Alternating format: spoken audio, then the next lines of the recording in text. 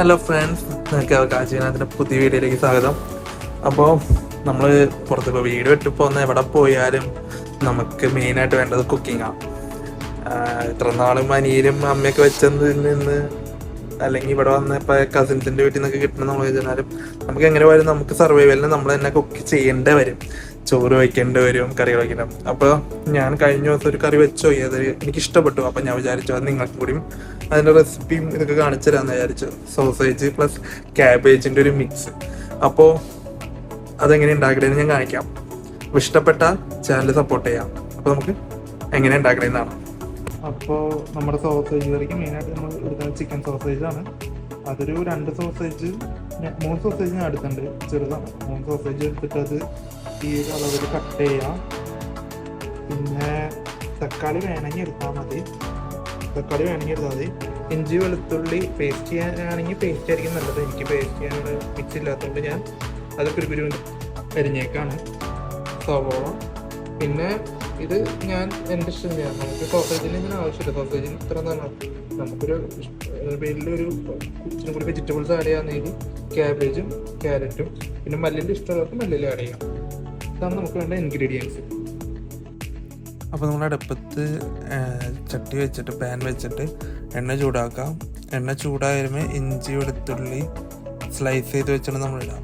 ഇപ്പോൾ പേസ്റ്റ് ആയിട്ടുള്ളവരാണെങ്കിൽ നമ്മൾ സവോളയൊക്കെ ഇട്ട് സവോള ഒന്ന് ബ്രൗൺ കളറായി വരുമ്പോൾ മാത്രം ആ പേസ്റ്റ് ഇട്ടാൽ മതി. ഇപ്പം ഞാൻ എൻ്റെ ഒരു ഇഞ്ചി വെളുത്തുള്ളി ഞാൻ അരിഞ്ഞതായതുകൊണ്ട് എണ്ണ ചൂടാക്കാൻ അതിട്ട് അത് നന്നായിട്ട് ഇളക്കാം. അപ്പോൾ അതൊന്ന് ഒരു ബ്രൗണായി പെട്ടെന്നാവും. അപ്പോൾ തന്നെ നമുക്ക് സവോള ഇടാം. ഇഞ്ചി വെളുത്തുള്ളി ഒന്ന് ബ്രൗണായി വരുമ്പോൾ തന്നെ സവോള ഇടാം. അപ്പോൾ ഇച്ചിരി ഉപ്പ് ഇട്ടാൽ മതി, കാരണം നമ്മൾ ഈ വെജിറ്റബിൾസിന് വേണ്ട ഉപ്പ് നമ്മൾ ഇട്ടാൽ ഉപ്പുള്ളതുകൊണ്ട് നമുക്ക് അധികം ഉപ്പിൻ്റെ ആവശ്യമില്ല. എന്നിട്ട് ഇതൊന്ന് ഇളക്കി കൊടുക്കാം. ഒന്ന് ഇളക്കി കൊടുത്തോണ്ടിരിക്കുക. അപ്പോൾ ആ സവോള ഒരുവിധം ബ്രൗൺ കളറായുണ്ട്. സവോള ഒന്നായി വന്നു കഴിഞ്ഞാൽ തന്നെ തക്കാളി ഇടാം. തക്കാളി ഒന്ന് ഇളക്കി കഴിഞ്ഞിട്ട് പൊടികൾ നമ്മുടെ മുളക് പൊടി, മഞ്ഞൾപ്പൊടി, ഗരം മസാല ഒക്കെ ഇടാം. മുളക് പൊടി ഒന്നും ആവശ്യമില്ല. എന്നിട്ട് നന്നായിട്ട് ഇളക്കാം. ഒന്ന് നന്നായിട്ട് മിക്സ് ചെയ്ത് ആ പൊടികളുടെ പച്ചമണമൊക്കെ മാറിക്കഴിയുമ്പോൾ കുറച്ച് ചൂടുവെള്ളം ഒഴിക്കാം. ഇച്ചിരി ഒഴിച്ചാൽ മതി. അതൊന്ന് എല്ലാം കൂടി ഒന്ന് ഇതാവാൻ വേണ്ടിയാണ്. എന്നിട്ട് നന്നായിട്ട് ഇളക്കാം. ഒന്ന് ഇളക്കി മിക്സ് ചെയ്തതിന് ശേഷം ഞാൻ കുറച്ച് മല്ലിയില ആഡ് ചെയ്തതിന് ശേഷം കുറച്ച് ക്യാബേജ്, കാരണം ചെറിയ പാനായത് കൊണ്ടാണ് കേട്ടോ. അപ്പോൾ കുറച്ച് ക്യാബേജും ആ ക്യാരറ്റും ഒക്കെ ആഡ് ചെയ്ത് നന്നായിട്ട് മിക്സ് ചെയ്യാം. നന്നായിട്ട് മിക്സ് ചെയ്ത് പുറത്തൊന്നുപാട് നന്നായിട്ട് മിക്സ് ചെയ്യാം. ചെറിയൊരു എരിവിന് ഇതിന് വേണ്ടി കുരുമുളക് പൊടി ആഡ് ചെയ്യുന്നുണ്ട്. സാധനം മൂടി ഇളക്കിയിട്ട് മൂടി വയ്ക്കാം. ഇടയ്ക്കൊക്കെ ഒന്ന് തുറന്ന് ഒന്ന് ഇളക്കാം. അടി പിടിക്കാണ്ടിരിക്കാൻ വേണ്ടി ഇളക്കി കൊടുക്കാം. അപ്പോൾ ഒന്ന് കൂടി ഉപ്പൊക്കെ നോക്കി ആവശ്യത്തിന് ഉപ്പൊക്കെ ഇടാം. സോസേജിന് ഉപ്പുള്ളതുകൊണ്ട് അത് ഉപ്പിടേണ്ട ആവശ്യമില്ല.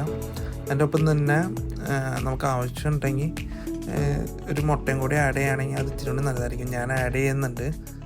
അപ്പോൾ അതൊന്ന് ഡയറക്റ്റ് ഒഴിക്കണമെങ്കിൽ ഒഴിക്കാം. ഞാൻ ജസ്റ്റ് ഒന്ന് അതൊന്ന് ഉടച്ചിട്ട് ആണ് ഒഴിക്കണേ. അപ്പോൾ നമ്മൾ ജസ്റ്റ് ആ മുട്ട അതിൻ്റെ ഒഴിച്ച് അതൊന്ന് ഫുള്ളൊന്ന് ഇളക്കുകയാണെങ്കിൽ അതിനൊരു പ്രത്യേക ടേസ്റ്റാണ്. അല്ലാണ്ട് വയ്ക്കുമ്പോൾ ഒരു ടേസ്റ്റ് ഉണ്ട്. ഞാൻ എല്ലാം കൂടി ഒന്ന് മിക്സ് ചെയ്തിട്ട് എടുക്കാൻ നീതി. അതിൻ്റെ ഒപ്പം തന്നെ കുറച്ചും കൂടി മല്ലിയില ഉണ്ടായതും കൂടി ഇട്ടിട്ട് ഇളക്കാം.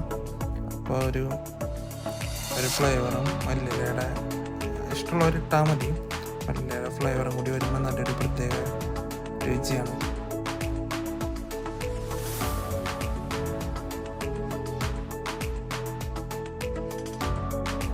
അപ്പോൾ അത് കഴിഞ്ഞ് ആക്കിയപ്പോൾ തീ ഓഫ് ചെയ്യുക. അത് കഴിഞ്ഞ് ജസ്റ്റ് ഒന്ന് മൂടി വെച്ച് എടുക്കാറാകുമ്പോൾ എടുത്താൽ മതി. നമ്മൾ ഫുഡ് കറിക്ക് വെച്ചിട്ട് കുറച്ച് നേരം എന്ന് പറഞ്ഞാൽ ഒരു 15-20 മിനിറ്റോളം ആയി. ഇപ്പം കുളിയൊക്കെ കഴിഞ്ഞ് വന്നിട്ട് ഇത്ര നേരം വെക്കുന്നത് ഇങ്ങനെ ഇരിക്കും. നമ്മുടെ നല്ല സ്മെല്ല്.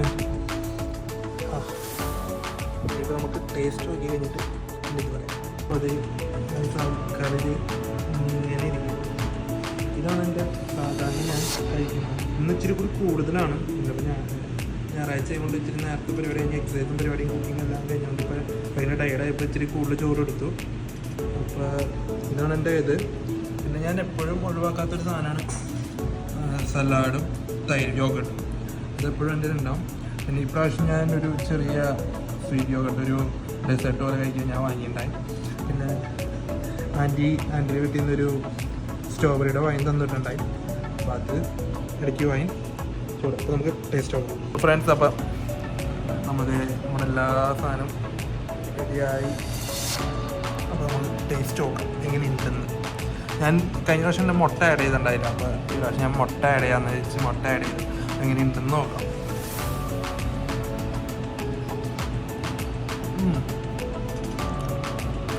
എരിവ് ഇച്ചിരി കൂടിയുണ്ട്. കുരുമുളക് ലാസ്റ്റ് ആഡ് ചെയ്തിട്ട് അടിപൊളിയാണ്.